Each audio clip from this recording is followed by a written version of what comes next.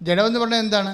നമ്മുടെ ജോലി, നമ്മളെന്താ ഉടമ്പടി വെച്ചിരിക്കുന്ന എല്ലാം ജഡമല്ലേ. ജോലി, വീട്, വിവാഹം, പ്രൊമോഷൻ, സാമ്പത്തികം, ഇങ്ങനെയുള്ള കാര്യങ്ങൾ. അതെപ്പോൾ നടക്കും എന്ന് അത് നടക്കണില്ല, ഇത് നടക്കണില്ല, അവർ വന്നില്ല. അപ്പോൾ എന്ത് കൊടുത്താലും തൃപ്തിയാവത്തില്ല. മനസ്സിലായ? അങ്ങനെ അത് ഒന്നിനു വായിച്ച വചനം, സ്വന്തം ജഡത്തിനായി വിതയ്ക്കുന്നവൻ ജഡത്തിൽ നിന്ന് നാശം കൊയ്തെടുക്കും. നിങ്ങൾക്ക് ചില ആൾക്കാർക്ക് പറ്റേണ്ട അതാണ്. നിങ്ങൾ വെക്കണ വിഷയത്തെ മാത്രമേ നിങ്ങൾ കോൺസെൻട്രേറ്റ് ചെയ്യത്തുള്ളൂ. അതെപ്പോൾ നടക്കും, അതെങ്ങനെ നടക്കും, അത് നടന്നാൽ പോലും നിങ്ങൾ വിചാരിക്കുന്ന പോലെ നടന്നില്ലെങ്കിൽ നിങ്ങൾ അളിഞ്ഞ മോന്തയായിട്ട് ദൈവത്തിന് മുമ്പിൽ നിൽക്കും. അതാണ് ജഡത്തിനായി വിതയ്ക്കുന്ന നാശം. പിന്നെ എന്താ അടുത്ത വായിച്ചേ? ആത്മാവിനായി വിതയ്ക്കുന്നവനാകട്ടെ എന്ന് പറഞ്ഞ ആത്മാവിനായി വിതയ്ക്കുന്നവനാകട്ടെ ആത്മാവിൽ നിന്ന് നിത്യജീവൻ കൊയ്തെടുക്കും. അതായത് നമ്മൾ ഉടമ്പടി ചെയ്യുമ്പോൾ നമ്മളൊരു കക്ഷി, ദൈവം ഒരു കക്ഷി അല്ലേ. നമ്മളെന്താ ചെയ്യേണ്ടത്? ദൈവത്തിന് എന്താണ് ഇതുകൊണ്ട് പ്രയോജനം? നമ്മുടെ പ്രയോജനം ആരാ നോക്കേണ്ടത്? ദൈവമല്ലേ നോക്കേണ്ടത്, നമ്മളല്ലല്ലോ അല്ലേ. ഉടമ്പടി എടുക്കുമ്പോൾ ആ ഉടമ്പടി കൊണ്ട് ദൈവത്തിന് എന്താ പ്രയോജനം? ബിബിൻ അതാണ് ചെയ്തത്. ബിബിൻ എന്താ ചെയ്തതെന്ന് വെച്ച് കഴിഞ്ഞാൽ, ദൈവം ഒരു കക്ഷിയാണ് ഉടമ്പടിയിൽ. നമുക്ക് ദൈവത്തോട് കക്ഷിയാകാൻ പറ്റുമോ? ഒരിക്കലും പറ്റത്തില്ല, ടാലി ആകത്തില്ല. അതുകൊണ്ട് എബ്രാഹാവും ദൈവമായിട്ട് ഉടമ്പടി ചെയ്തപ്പോൾ എബ്രാഹത്തിനോട് ദൈവം പറഞ്ഞു, നീയുമായിട്ട് ഉടമ്പടി ചെയ്യേണ്ട കാര്യം എനിക്കില്ല. കാര്യം ദൈവം ആര്? ഒരു മനുഷ്യനാര്? പക്ഷേ നിന്നോട് ഉടമ്പടി ചെയ്യണത് മുഴുവനും എൻ്റെ സ്നേഹം കൊണ്ടാണ്. അതുകൊണ്ട് നീ ഒരു കാര്യം ചെയ്യണം, ഒരു കോംപ്രമൈസ് ചെയ്യണം. എന്താണ്? നീ എന്നോട് ഉടമ്പടി ചെയ്യാൻ പറ്റുന്ന ഒരാളാണെന്ന് തെളിയിക്കണം. മനസ്സിലായില്ലേ? എന്നോട് ഉടമ്പടി ചെയ്യാൻ പറ്റുന്ന ഒരാളാണ് നീ എന്ന് തെളിയിക്കണം. നീ ഒരു കക്ഷിയല്ലേ ഉടമ്പടിയില്ലേ, ബൈലാറ്ററൽ ഉടമ്പടിയല്ലേ, ഉഭയകക്ഷിയല്ലേ, തുല്യകക്ഷിയല്ലേ. അപ്പോൾ ഒരിക്കലും തുല്യകക്ഷി ആകത്തില്ല. എങ്കിലും ഞാൻ നിന്നെ ഉടമ്പടിക്ക് ക്ഷണിച്ചിരിക്കുന്നത്. അപ്പോൾ നീ ഒരു കാര്യം ചെയ്യണം. എന്താണ്? കുറഞ്ഞ പക്ഷം നീ എൻ്റെ മുമ്പാകെ നടന്ന് വിശുദ്ധിയുള്ളവനായിരിക്കണം. 17:1. ശ്രദ്ധിക്കട്ടെ. 99 വയസ്സായപ്പോൾ കർത്താവ് പ്രത്യക്ഷപ്പെട്ട് അവനോട് അരുളി ചെയ്തു, സർവശക്തനായ ദൈവമാണ് ഞാൻ, എൻ്റെ മുമ്പിൽ വ്യാപരിക്കുക, കുറ്റമറ്റവനായി വർത്തിക്കുക. Praise the Lord. 17:1 അല്ലേ? ഉൽപ്പത്തി പുസ്തകം 17:1 എബ്രാഹത്തിനോട് പറഞ്ഞതാണ്, എൻ്റെ മുമ്പിൽ നീ ഏറ്റു പറഞ്ഞ്, എൻ്റെ മുമ്പിൽ വ്യാപരിക്കുക, കുറ്റമറ്റവനായി വർത്തിക്കുക. അപ്പോൾ ഉടമ്പടി നൽകുന്ന ഉത്തരവാദിത്തങ്ങളുണ്ട്. കാര്യം ദൈവവും നമ്മളും തമ്മിൽ ടാലിയല്ല. ഒരു കക്ഷി എന്ന നിലയിൽ ദൈവവും നമ്മൾ തമ്മിൽ ഒരു കക്ഷിയല്ല. എങ്കിലും ദൈവം ഒരു കക്ഷിയായിട്ട് നമ്മൾ അംഗീകരിച്ചുകൊണ്ട് ഉടമ്പടിയിലേക്ക് ബൈബിളിൽ നമ്മളെ ക്ഷണിക്കുമ്പോൾ നമുക്ക് ചെയ്യാൻ പറ്റണത് എന്താണ്? Be perfect as your heavenly father is perfect. Eesho പറഞ്ഞതാണ്. ആ ദൈവത്തിൻ്റെ ഒരു മനസ്സാണ്. എന്താണ്? നിന്റെ സ്വർഗസ്ഥനായ പിതാവ് 5:48. നിങ്ങളുടെ സ്വർഗസ്ഥനായ പിതാവ് എന്ന് പറഞ്ഞോളൂ. നിങ്ങളുടെ സ്വർഗസ്ഥനായ പിതാവ് പരിപൂർണനായിരിക്കുന്നത് പോലെ നിങ്ങളും പരിപൂർണരായിരിക്കുവിൻ. അതായത് കർത്താവിൻ്റെ വചനത്തിന് അന്വേഷണമായി അവൻ പറയുന്നത് പോലെ ചെയ്യുമ്പോൾ we are actually moving to the perfection. നമ്മൾ പൂർണ്ണതയിലേക്ക് നീളുകയാണ്. ഇതാണ് എൻ്റെ മാത്തമാറ്റിക്സ്. ഇപ്പോൾ 5:48 എന്താണ്? പരിശുദ്ധാത്മ. ഇതൊന്നും പഠിച്ച വചനങ്ങളല്ല കേട്ടോ. ഇപ്പോൾ ഓൺലൈനിൽ ഈശോ നൽകിക്കൊണ്ടിരിക്കുന്ന വചനങ്ങളാണ്. അതായത് ഇതിനെ ലിങ്ക് ചെയ്ത് പരിശുദ്ധാത്മാവിനെ ലിങ്ക് ചെയ്യണത് 17:1 എൻ്റെ മുമ്പാകെ വ്യാപരിക്കുക, കുറ്റമനായിരിക്കുക എന്ന് പറഞ്ഞ അതേ വചനത്തിൻ്റെ തന്നെ പുതിയ നിയമ വേർഷനാണ്. എന്താ? B perfect as your heavenly father is perfect. അതായത് എന്നെപ്പോലെ നിങ്ങൾ പരിപൂർണരായിരിക്കുക എന്ന് വെച്ചതിൻ്റെ അർത്ഥം എന്താണ്?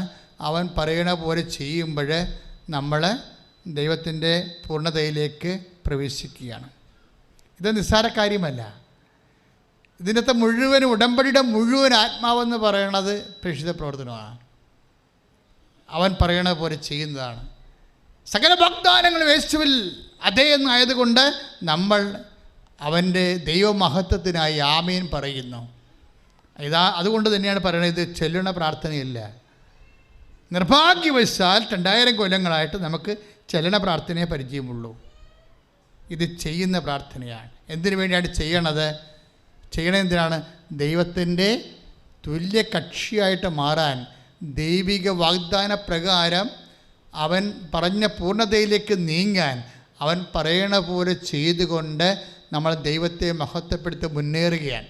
അപ്പോൾ ഇതൊരു മുന്നേറ്റമാണ്. നമ്മുടെ ജീവിതത്തിൻ്റെ ഒരു ആധ്യാത്മിക മുന്നേറ്റത്തിലാണ് നമ്മൾ. അപ്പോൾ അവൻ്റെ ദൈവത്തിൻ്റെ മുമ്പാകെ വ്യാപരിക്കണം. എന്താണ്? നമ്മുടെ കക്ഷി, ദൈവം ഒരു കക്ഷി. കുറഞ്ഞ പക്ഷം ദൈവത്തിൻ്റെ സന്നിധി നമ്മൾ വ്യാപരിക്കണം. ദൈവത്തിൻ്റെ സന്നിധി വിട്ട് പോകരുതെന്നർത്ഥം. ദൈവത്തിൻ്റെ സന്നിധി വിട്ട് പോയത് കായൻ പോയായിരുന്നു, ജൂദാസ് പോയായിരുന്നു, അങ്ങനെ കുറേ ആൾക്കാർ സന്നിധി വിട്ട് പോയായിരുന്നു, ഇല്ലേ? ദൈവത്തിൻ്റെ സന്നിധിയിൽ ഉണ്ടാകുക എന്നുള്ളത് ഒരു കൃപയും ഒരു വിളിയുമാണ്. ദാവീദ് എല്ലാ പാപങ്ങളും ചെയ്യുമ്പോൾ അനുതാപം കൊണ്ട് അവൻ പറയും, അങ്ങനെ തിരുസന്നിധിയിൽ നിന്ന് എന്നെ തള്ളിക്കളയരുത് എന്നല്ലേ? ഉടമ്പടി പാലിച്ചുകൊണ്ട് ദൈവം വിഭാവന ചെയ്യുന്ന പൂർണ്ണതയിലേക്ക് സഞ്ചരിക്കുന്നത് എന്തുകൊണ്ടാണ്? നമ്മളൊരു കോമ്പറ്റൻ്റ് ആയിട്ടുള്ള കക്ഷിയായിട്ട് മാറാൻ വേണ്ടിയാണ്. അതുകൊണ്ട് തന്നെയാണ് ദൈവം എബ്രാഹത്തിനോട് പറഞ്ഞത്, നിന്നോട് ഞാൻ ഉടമ്പടി ചെയ്തിരിക്കുന്നു, അതുകൊണ്ട് നീ അപ്ഡേറ്റ് ചെയ്യണം. നീ ഇങ്ങനെ എൻ്റെ മുമ്പാകെ തന്നെ ഉണ്ടാവണം. മനസ്സിലായില്ലേ? സന്നിധി വിട്ട് പോകരുത്. ഉടമ്പടിക്ക് നമ്മൾ ഉപവസിക്കുന്നു, പ്രാർത്ഥിക്കുന്നു, 1 മണിക്കൂർ വചനം വായിക്കുന്നു, സൽപ്രവർത്തികൾ ചെയ്യുന്നു, പ്രേക്ഷിത പ്രവർത്തനം ചെയ്യുന്നു. ഇതിൻ്റെ എല്ലാ ഉദ്ദേശം എന്താണ്? 17:1 ഉൽപ്പത്തി പുസ്തകം എന്താണ്?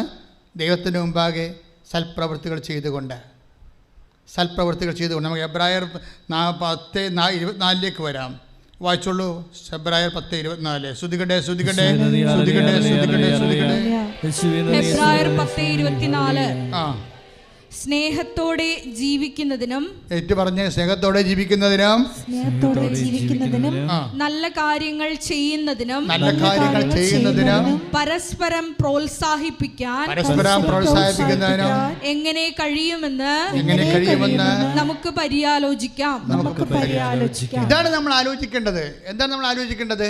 പരസ്പരം പ്രോത്സാഹിപ്പിക്കണം, സ്നേഹത്തെ കഴിയണം, എങ്ങനെ കർത്താവിന് വേണ്ടി പ്രേക്ഷിത പ്രവർത്തനങ്ങൾ ചെയ്യണം. ഇതിനെക്കുറിച്ചാണ് ആലോചിക്കേണ്ടത്. മനസ്സിലായ? നമ്മൾ എന്താണ് ആലോചിക്കേണ്ടത് ദൈവം പറയുന്നുണ്ടാവും. പക്ഷേ നിങ്ങൾ ആലോചിക്കേണ്ടത്, അയ്യോ അടുത്ത പ്രാവശ്യം മൊഡ്യൂൾസ് എല്ലാം കവർ ചെയ്യാൻ പറ്റുമോ, 4 മൊഡ്യൂൾസും കിട്ടുമോ, ഇനിയും വല്ല റീഡിങ് പോകുമോ? അപ്പോൾ നിങ്ങൾ എന്തിനെക്കുറിച്ചാണ് നിങ്ങൾ ആലോചിക്കേണ്ടത്? നിങ്ങളുടെ മൊഡ്യൂൾസിനെ കുറിച്ചാണ്. പക്ഷേ ഇതെല്ലാം ആലോചിക്കേണ്ടത് ഉടമ്പടിക്ക് ആലോചിക്കേണ്ടത് എന്താണ്? എങ്ങനെയാണ് പരസ്പരം പ്രോത്സാഹിപ്പിക്കണം വചനത്തിൽ. ഇങ്ങനെ സൽപ്രവർത്തികൾ ചെയ്യുന്നതും സൽപ്രവർത്തികളെക്കുറിച്ച് ആലോചിക്കുന്നതും എല്ലാം എന്തിനു വേണ്ടിയാണ്? അവൻ്റെ സന്നിധിയിൽ നിൽക്കുന്നതിന് വേണ്ടിയുള്ള ഒരു കപ്പാസിറ്റി നമ്മൾ ആർജിക്കാൻ വേണ്ടിയാണ്. അത് ഉടമ്പടിയുടെ ഭാഗമാണ്. എന്താണ്? നമ്മൾ ദൈവത്തോട് അനുയോജ്യമായൊരു പങ്കാളിയായിട്ട് മാറുകയാണ്. ഉടമ്പടി ഒരു പങ്കാളിത്തമാണല്ലോ നമുക്ക് വരണത്.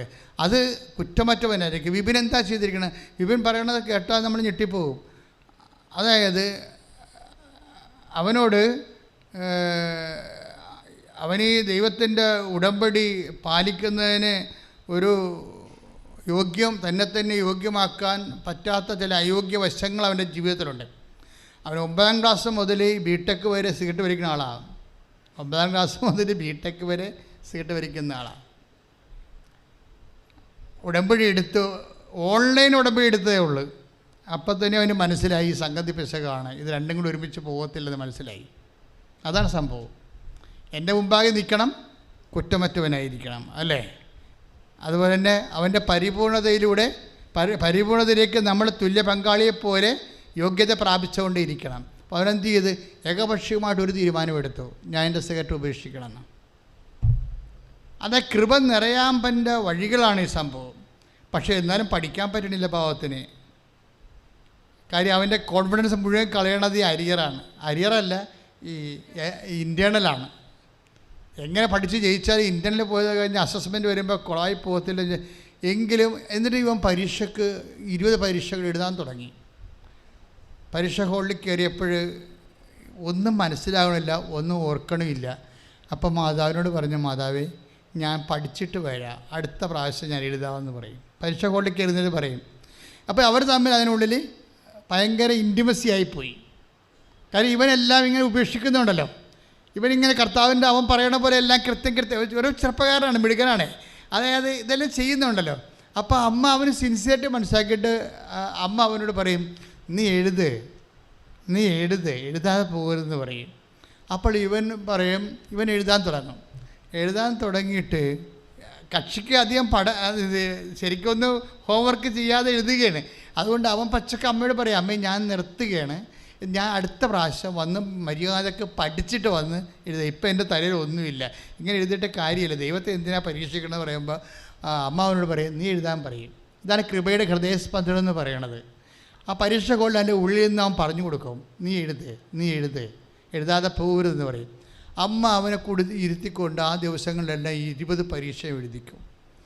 20 പരീക്ഷ എഴുതിക്കുമ്പോൾ ഇവനെക്കുറിച്ച് പറയുന്ന ഒരു കമൻ്റുണ്ട്, ഞാൻ എഴുതി അവസാനം ഞാൻ പറഞ്ഞു, അതായത് ഞാനിങ്ങനെ എഴുതുമ്പോൾ ഇത് എവിടെ നിന്നാണ് ആരാണ് പറഞ്ഞു തരണമെന്ന് എനിക്കൊരു ഓർമ്മയില്ല, എനിക്കിങ്ങനെ ഉത്തരം ഡിക്റ്റേറ്റ് ചെയ്തുകൊണ്ടിരിക്കുകയാണ് എൻ്റെ ഉള്ളിൽ നിന്ന്. മനസ്സിലായോ? കൃപ വന്ന് നിറയുകയും എൻ്റെ ഉള്ളിൽ നിന്ന് എനിക്ക് അമ്മയെല്ലാം പറഞ്ഞു തരികയും ചെയ്യുകയാണ്. എന്നിട്ട് ഇതെല്ലാം എഴുതി കഴിയുമ്പോൾ, ഈ 20 പരീക്ഷ എഴുതി കഴിയുമ്പോൾ, അരിയറെല്ലാം എഴുതി കഴിയുമ്പോൾ ഇവൻ കോൺഫിഡൻ്റ് ആകുമ്പോൾ അവൻ ജയിച്ച പോലെയാവും. പക്ഷേ റിസൾട്ട് വരുമ്പോൾ അതുപോലെ തന്നെ ഇടിപെട്ട് റിസൾട്ട്, എല്ലാ പേപ്പർ ക്ലിയർ ചെയ്യും. അതായത് അതൊക്കെ ഒരാളിൽ ലൈഫ് ചേഞ്ച് ചെയ്യുന്ന രീതി കണ്ടില്ലേ? ഇത് മെറിറ്റൊന്നും ഇല്ല അവന്, ശരിക്കും പറഞ്ഞാൽ യോഗ്യതയില്ല. ഇവിടെ എന്താ ഉള്ളത്? ഗ്രേസ് ഉണ്ട്. മനസ്സിലായി? ഞാൻ എപ്പോഴും പറഞ്ഞത് ഉടമ്പടി വർക്ക് ചെയ്യണത് Ephesians 2:8 not by merit but by grace. എന്ന് വെച്ചാൽ മെറിറ്റ് വേണ്ടേ എന്നല്ല പ്രശ്നം. മെറിറ്റ് എന്ന് പറയുന്നത് എന്താണ്? നിങ്ങളുടെ സിൻസിയർ ഹാർഡ് വർക്കാണ് നിങ്ങളുടെ മെറിറ്റ്. മനസ്സിലായ? നിങ്ങളുടെ സിൻസിയർ ഹാർഡ് വർക്ക്, സത്യസന്ധമായ കഠിനാധ്വാനം ഉണ്ടെങ്കിലും ചില സമയത്ത് മെറിറ്റ് ഡാമേജായി പോകാം. അങ്ങനെ വന്നാൽ ഉടമ്പടി നിങ്ങളെ താങ്ങി നിർത്തും. കാരണം എന്താണ്? ഉടമ്പടി നമുക്ക് ലഭിക്കണത് എന്താണ്? ഗ്രേസാണ്. ദൈവവചന ഗ്രേസാണ് കിട്ടുന്നത്. അതല്ല, ഇവൻ ഇതുകൊണ്ട് കൂട്ടുകാരത്ത് പറഞ്ഞു കൊടുത്ത് 32 അരിയറുണ്ടായിരുന്ന ആൾക്കാരെ കൊണ്ട് അവൻ എഴുതിച്ചിട്ടുണ്ട്.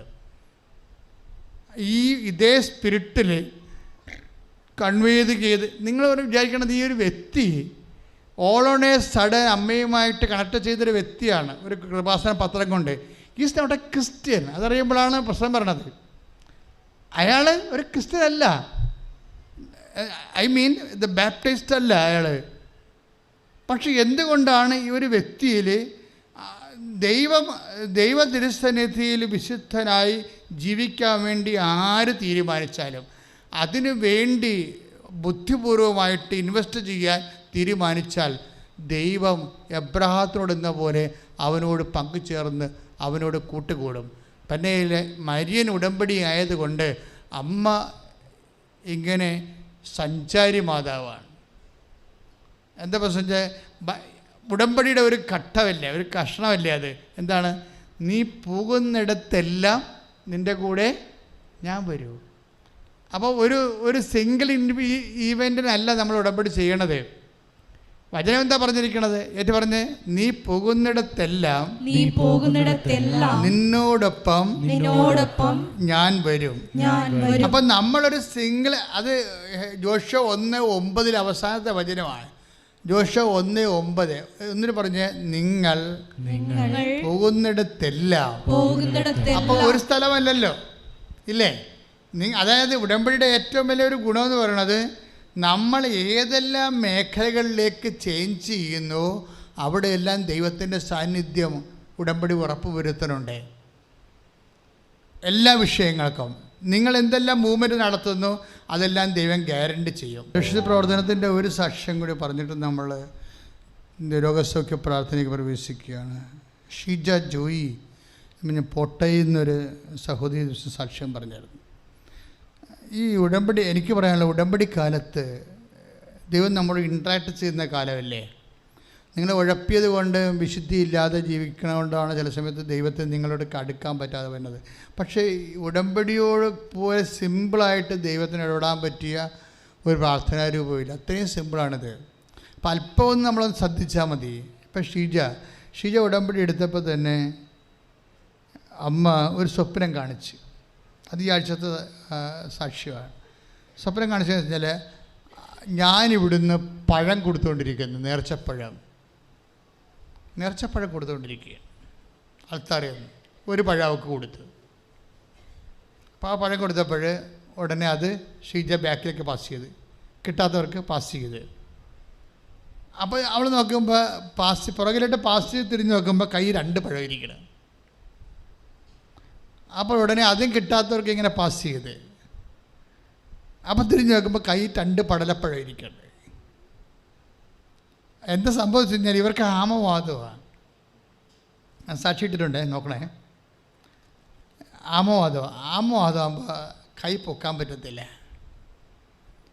ഒരു കൈ ഇങ്ങനെ തളർന്ന് കിടക്കുകയാണ് വാദം പിടിച്ച്. എന്നിട്ട് ഇവർ ഹസ്ബൻഡിൻ്റെ കൂടെയാണ് ഇവിടെ വരണത്. പക്ഷെ ഒരു പ്രാവശ്യം ഹസ്ബൻഡ് ആ സമയത്ത് ലീവ് കിട്ടിയില്ല, അതുകൊണ്ട് ഒറ്റക്ക് വന്ന്. അങ്ങനെ പോകാൻ പറ്റില്ല. ഒരു കൈ ഇങ്ങനെ തിളക്കുമ്പോൾ ഒരു കൈ കൊണ്ട് പിടിച്ച് ബസ്സെ പിടിച്ച് വരണ്ടേ. ഓരോ മനുഷ്യരുടെ ഇൻവെസ്റ്റ്മെൻറ്റ് കണ്ടില്ലേ, അതാണ് നമ്മൾ ശ്രദ്ധിക്കേണ്ടത്. ഇവരിവിടെ വന്ന് ഇതുപോലെ നിങ്ങൾ ധ്യാനമൊക്കെ കൂടി വെച്ചും പോകാൻ നേരത്ത് ഇവർ ബിഷോപ്പർ കൊണ്ടാണ് വരണത്. അപ്പോൾ 100 പത്രം വാങ്ങിക്കും. ഒരു കൈ കൊണ്ടാണ് പിടിക്കാൻ പറ്റത്തുള്ളൂ, അതുകൊണ്ട് ഒരു കൈയുടെ തണ്ടയിലിടുകയാണ്. ഈ 100 ബിഷോപ്പർ മേടിച്ച് ഒരു കൈയുടെ തണ്ടയിലിട്ടിട്ട് ബസ്സിലേക്ക് കയറണം. എന്നിട്ട് എത്രയും കഷ്ടപ്പെട്ടാണ് ഈ പ്രേക്ഷിത പ്രവർത്തനം ചെയ്യണത്. ചെയ്തിട്ട് കൊടുക്കണ ഓരോ സ്ഥലത്തും മാതാവിനെക്കുറിച്ച് പറയും. ഇവരെ ചുമ്മാ ഇങ്ങനെ നോട്ടീസ് പറഞ്ഞതല്ല. കാര്യം നിങ്ങൾക്കറിയാം, ഉടമ്പടി എന്ന് പറഞ്ഞാൽ ഒരു ചെയ്യുന്ന പ്രാർത്ഥനയാണ്, ചൊല്ലുന്ന പ്രാർത്ഥനയല്ല. ഞാൻ പ്രത്യക്ഷീകരണ പ്രാർത്ഥന 100 പ്രാവശ്യം ചൊല്ലി പ്രത്യക്ഷീകരണ പ്രാർത്ഥന എഴുതിയെന്നൊക്കെ പറഞ്ഞിട്ട് വരിക. അതൊക്കെ വെറുതെ വിട്ടിത്തരാം. അതൊന്നും ഇതിൻ്റെ അകത്ത് ഇല്ലാത്ത, അച്ഛൻ പറയാത്ത കാര്യങ്ങളൊന്നും നിങ്ങൾ കൂട്ടിച്ചേർക്കരുതേ. ഇത് തന്നെ വളരെ ശ്രദ്ധാപൂർവം ദൈവം തരാത്ത ഒരു പ്രചോദനങ്ങളും അത് ദൈവികമായ പഠനങ്ങൾ, സഭയുടെ പഠനങ്ങളെല്ലാം വെച്ച് നോക്കിയിട്ട് എഡിറ്റ് ചെയ്തിട്ടാണ് ഞാൻ അത് പാസ് ചെയ്യണത്. അപ്പം നിങ്ങൾ എപ്പോഴും ശ്രദ്ധിക്കേണ്ട കാര്യം, ഈ വീട്ടിലിരുന്ന് ഇരുട്ടത്തിരുന്ന് വരെ എന്തെങ്കിലും കാണിച്ചു കൂട്ടിയിട്ട് ദൈവത്തെ പ്രസാദിപ്പിക്കുക എന്നുള്ള മിഥ്യാധാരണ ഒന്നും ഉണ്ടാക്കരുത്. ഉടമ്പടി മര്യാദക്ക് പുറത്തിറങ്ങി ചെയ്യണ ജോലിയാണ്, ചെയ്യണ പ്രാർത്ഥന. അവൻ പറയണ പോലെ ചെയ്യണ സംഭവം. അപ്പം അതുകൊണ്ട് തന്നെ ഇവരെന്താ ചെയ്യേണ്ടത്? ഇവരുടെ അവസ്ഥ കണ്ട, ഒരു കൈ അവർക്കില്ല. ഒരു കൈ വെച്ചുകൊണ്ടാണ് ഈ ബസ് കയറി വരണ പിടിച്ചോണ്ട്. അതിൻ്റെ ഒക്കെ 100 ബിഷോപ്പർ മേടിച്ച് 3 പത്രം മേടിച്ചുകൊണ്ട് ഒരു ബിഷോപ്പർ ഇട്ടുകൊണ്ട് കൈത്തണ്ടയിട്ടുണ്ട്. അവന് കൈത്തണ്ടയിൽ ഇടാൻ പറ്റത്തുള്ളൂ. അവരാ പത്രം ഓരോ സ്ഥലത്ത് കൊണ്ടേ കൊടുക്കും. കൊടുത്തിട്ട് അവർ മാതാവിനെക്കുറിച്ച് സംസാരിക്കും. മനസ്സിലായല്ലേ? തിരിച്ചടുത്ത മാസം ഇവിടെ വരുമ്പോൾ ഞാൻ നിൽക്കുന്നുണ്ടാവും ഇവിടെ. അപ്പോൾ പറയാം, വെച്ചാൽ എൻ്റെ കൈ ഇങ്ങനെ തളർന്നിരിക്കുകയാണെന്ന് പറയും. ഒരു കൈ ആമവാദമാണെന്ന് പറഞ്ഞു. അപ്പോൾ എനിക്കിവർ നടത്തിയ കാര്യങ്ങളെക്കുറിച്ചൊന്നും അറിയത്തില്ല. കുറേ ആൾക്കാരിങ്ങനെ ലൈൻ നിൽക്കുമ്പോൾ ഞാൻ പ്രാർത്ഥിക്കുന്ന കാര്യത്തിൽ ശ്രദ്ധിക്കത്തുള്ളൂ. എപ്പോഴും അങ്ങനെയാണ്. എന്നെ സംബന്ധിച്ചിടത്തോളം ദൈവം മഹത്വപ്പെടണം. അമ്മയുടെ പ്രത്യക്ഷീകരണത്തിന് അടയാളം ഉണ്ടാകണം. അമ്മയുടെ പ്രത്യക്ഷീകരണത്തിന് അടയാളം കിട്ടുന്നതനുസരിച്ച് മാത്രമേ സഭ ഇത് വ്യാപകമായ രീതിയിൽ പഠിക്കുകയും ദുരന്തമുണ്ടാകാൻ പോണ പ്രാർത്ഥിക്കണമെന്ന് പറഞ്ഞ ദൈവത്തിൻ്റെ തിരുമനസ് മലയാള സമൂഹം വിട്ട് ലോകം മുഴുവനും ദൈവമനസ്സറിയണമെങ്കിൽ ഈ പ്രത്യക്ഷീകരണ പ്രാർത്ഥന പറയുന്ന പോലെ ആ പ്രത്യക്ഷീകരണ സഭ ഔദ്യോഗികമായിട്ട് അംഗീകരിക്കണം. അതിന് ആഴമായ അടയാളങ്ങൾ കിട്ടണം. അപ്പോൾ അടയാളങ്ങൾ കിട്ടാൻ വേണ്ടിയാണ് ഞാനെപ്പോഴും വിശുദ്ധീകരിച്ചും വചനങ്ങളെ പഠിച്ചും പ്രാർത്ഥിച്ചും നിങ്ങളെ വിശുദ്ധീകരിച്ചും വിശ്വസ്തതയ്ക്ക് വേണ്ടി നിങ്ങളെ പ്രേരിപ്പിച്ചും ഉടമ്പടിയോട് നിങ്ങൾ ഐക്യപ്പെടുത്തി നിർത്തുന്ന സമയത്ത് ഞാൻ അതേ നോക്കത്തുള്ളൂ. അതുകൊണ്ടാണ് പല ആൾക്കാരും അതിനോട് ബന്ധപ്പെട്ട് സഹകരിക്കാൻ പറ്റാത്ത ആൾക്കാരില്ലേ. ഞങ്ങൾക്ക് ഉടമ്പടി എടുക്കാൻ സമയമൊന്നുമില്ല, തലക്കൊന്നും പിടിക്കുകയെന്ന് ചോദിച്ചുകൊണ്ട് ചില ആൾക്കാർ വരും. ഉടമ്പടി എടുക്കാൻ സമയമില്ല, തലക്കൊന്നും പിടിക്കുക. അപ്പം ഞങ്ങൾ ഇവിടുത്തെ അവിടെ പറയും നിങ്ങൾ അർത്തക്ക പള്ളി പോയാൽ മതി എന്ന് പറയും. കാര്യം അങ്ങനെ ഇത് തീർത്ഥാടന പള്ളിയല്ലല്ലോ ഇത് ദൈവം മനുഷ്യനുമായിട്ട് ഉടമ്പടി ചെയ്തിട്ട് വിശുദ്ധ ഗ്രന്ഥപ്രകാരം സുവിശേഷ സാക്ഷിയായി വ്യക്തി ഉയർന്ന് ദൈവത്തിന് ഒത്ത ഒരു കക്ഷിയായി മാറി ദൈവത്തിന് വേണ്ടി ജീവിക്കണ ഒരു ധ്യാനകേന്ദ്രമാണ്. അതിനുവേണ്ടിയുള്ള കാര്യങ്ങൾ മാത്രമേ ഞങ്ങൾ ചെയ്യത്തുള്ളൂ, വേറെ ഒന്നും ചെയ്യത്തില്ല. ഇപ്പോൾ ഒരു ക്യാൻസർ ആണെന്ന് പറഞ്ഞാൽ ഓക്കെ, നിങ്ങൾ ആദ്യം ഉടമ്പടി എടുത്ത് ദൈവമായിട്ട് നിരപ്പാകാൻ പറയും. മനസ്സിലായി? അതാണ് ആദ്യം ചെയ്യത്തുള്ളൂ. കരുണ കാണിക്കണമെന്ന് പറഞ്ഞാൽ ഉടമ്പടി എടുക്കുക എന്നുള്ള വിഷയത്തിലാണ് കാരുണ്യം ഉള്ളത്. അപ്പോഴവരതിന് റെഡിയാകും. കൂടെ ആരെങ്കിലും വന്നിട്ടുണ്ടെങ്കിൽ ഇപ്പോൾ രോഗിക്ക് കയറാൻ പറ്റത്തില്ലെങ്കിൽ കൂടെ വന്ന ആൾക്കാർ കയറാൻ പറയും. കൂടെ വന്ന ആൾക്കാരെ കയറി ഉടമ്പടി എടുക്കുക. അപ്പം കൂടെ വന്ന ആൾക്കാർ ചുമ്മാ ഒരു തരം എന്താണ് ഈ ചുമട്ട് തൊഴിലാളികളെപ്പോലെ പിന്നെ സ്വന്തം മകനായിരിക്കുമേ അമ്മേനെ ചോട്ടോ തൊഴിലാളിനെ പോലെ വരും. ഇവിടെ കൊണ്ടുവന്ന് ഡംപ് ചെയ്യും. എന്നിട്ട് അവൻ അടപ്പുറത്ത് പോയി നിൽക്കും. അങ്ങനെ ഡംപ് ചെയ്യാൻ പറ്റത്തില്ല. അവനെ വിളിക്കും, ഞാൻ വിളിച്ച് പറഞ്ഞാൽ നീ മര്യാദക്ക് അമ്മയ്ക്ക് വേണ്ടി ഉടമ്പടി ചെയ്യാൻ പറയും. ഉടമ്പടി ചെയ്യുമ്പോൾ എന്താ പ്രശ്നം വെച്ച് കഴിഞ്ഞാൽ നമുക്കറിയാമല്ലോ, പിന്നെ പഴയതുപോലെ ജീവിക്കാൻ പറ്റത്തില്ലല്ലോ. അപ്പോഴേ ഈ സത്യസന്ധമായിട്ട് അമ്മ സൗഖ്യപ്പെടണമെന്ന് ഈ മകൻ ആഗ്രഹിക്കുന്നുണ്ടെങ്കിൽ അവൻ തീർച്ചയായിട്ടും അത് ചെയ്യും. അമ്മ ചത്താലും ജീവിച്ചാലും അവന് പ്രശ്നമൊന്നുമില്ല, ചത്ത് കിട്ടി അത്രയും നല്ലതെന്ന് പറഞ്ഞിരിക്കുന്ന ആൾക്കാരാണ് ചുമട്ട തൊഴിലാളികളായിട്ട് മാതാപിതാക്കന്മാരെ കൊണ്ടുവരുന്നത്. അവരൊക്കെ ഇവിടെ കൊണ്ടുവന്ന് ഡംപ് ചെയ്ത് വെച്ചും ലോഡ് ഇറക്കി വെച്ചും അവർ പോയി അവിടെ നിന്ന് പിടിയും വെച്ച് സിഗരറ്റും വെച്ച് നിൽക്കും. അപ്പോൾ ആ കേസൊന്നും ഇവിടെ എടുക്കത്തില്ല. നിങ്ങൾ വളരെ ശ്രദ്ധിക്കണം. കാര്യം ഞങ്ങളുടെ സമയം ഞങ്ങൾക്ക് ഉടമ്പടിയാണ് അമ്മ തന്നിരിക്കുന്നത്. അതിന് ലക്ഷ്യമുള്ളത് അമ്മയുടെ പ്രത്യക്ഷീകരണമാണ്. അമ്മയുടെ പ്രത്യക്ഷീകരണത്തിന് ആര് സാക്ഷിയാകാൻ തയ്യാറാകുന്ന രീതിയിൽ സമർപ്പിതരാകാൻ പോകുന്നു, അവരാണ് ഈ ഉടമ്പടി എടുത്തുകൊണ്ടിരിക്കുന്നത്. ആ ഉടമ്പടി എടുക്കുന്നവർ ഞങ്ങൾ മെയിൻറ്റെയിൻ ചെയ്തുകൊണ്ടിരിക്കും, അവരെ കറക്റ്റ് ചെയ്തുകൊണ്ടിരിക്കും. അവരുടെ സാക്ഷ്യങ്ങൾ കിടിലൻ സാക്ഷ്യങ്ങളൊക്കെ മാറാൻ വേണ്ടി അവരെ വിശുദ്ധീകരിച്ച് ശക്തീകരിച്ച് അവർക്ക് കൗൺസിലിംഗ് ചെയ്തും അവരെ അതനുസരിച്ച് ഗൈഡ് ചെയ്തുകൊണ്ടിരിക്കും. അതാണ് ഇവിടെ നടക്കുന്ന കൗൺസിലിങ്ങും എല്ലാ കാര്യങ്ങളും അങ്ങനെ തന്നെയാണ്. ലക്ഷ്യം മാതാവിൻ്റെ പ്രത്യക്ഷീകരണം സഭ ഏറ്റെടുക്കുക, ലോകത്തിനത് പ്രധാനപ്പെട്ട കാര്യമായി മാറുക. മറിച്ച് നിങ്ങൾ സുവിശേഷത്തിന് സാക്ഷികളാകുക, ദൈവത്തിന് വേണ്ടി ജീവിക്കുക, വിശുദ്ധീകരിക്കുക, നിങ്ങളെ ശക്തീകരിക്കുക, സാക്ഷികളാകുക. അത്തരം കാര്യങ്ങൾ നടക്കണം ഉടമ്പടിയിലൂടെ. അപ്പോഴേ എന്താ പ്രശ്നം വെച്ച് കഴിഞ്ഞാൽ അതിനെല്ലാം നിങ്ങളൊന്ന് പ്രാർത്ഥിച്ചേ, കർത്താവ് ദൈവമേ, ഉടമ്പടിയുടെ ആത്മാവ് പറഞ്ഞുകൊണ്ട് അമ്മയുടെ പ്രത്യക്ഷീകരണത്തിന്റെ സാക്ഷിയായി ജീവിക്കാൻ, അമ്മയുടെ പ്രത്യക്ഷീകരണത്തിന്റെ സാക്ഷിയായി ജീവിക്കുവാൻ എന്നെ ശക്തീകരിക്കണമേ.